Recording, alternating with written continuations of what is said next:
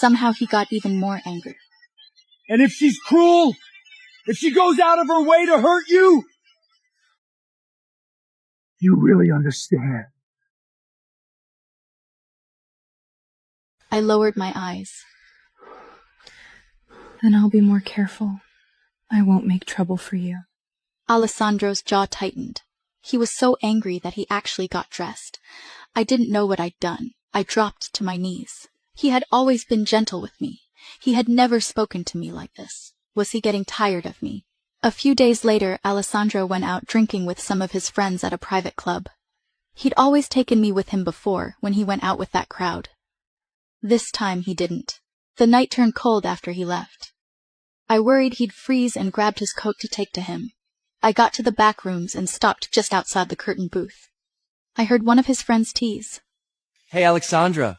Heard you're marrying the Santoti girl. Your little Bianca didn't cry and scream and threaten to throw herself off a roof? She wouldn't dare. That was Alessandro's voice. Cold. A voice I didn't recognize.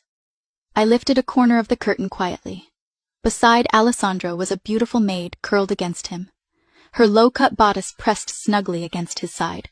The sight made my blood run cold. Another man jeered. Well, that's new. You used to guard her like a junkyard dog. Alessandro drank. He sounded bored. She's just a toy. A little amusement. A man like me will have countless women in my bed. There's a whole world of them out there, like wine. You have to taste every variety before you die.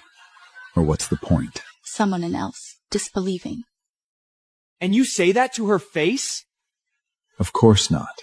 Alessandro turned the glass in his hand, voice silky and lazy. He put his arm around the girl's waist. With women, you have to coax them, stroke them, watch the way they melt when you string them along. Ready to lay down their lives for you. That's the fun of it. Once the Santoro girl's locked in, I'll have her exactly the same way. Wrapped around my finger, loyal and begging.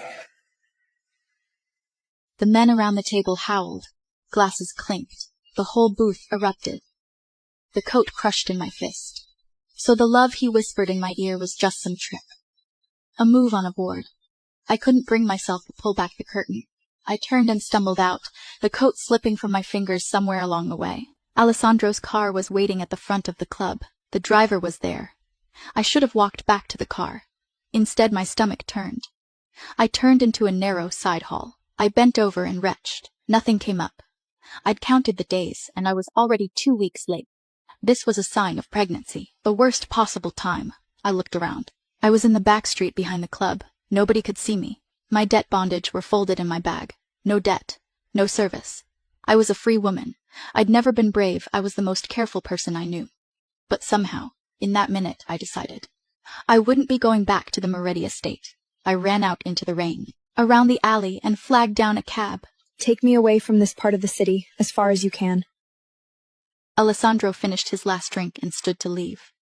That is when his eyes landed on the coat I had brought. The brooch on it was a gift I'd saved up for months to give him. He snatched it up from the floor, eyes flaring with panic. Who's been here?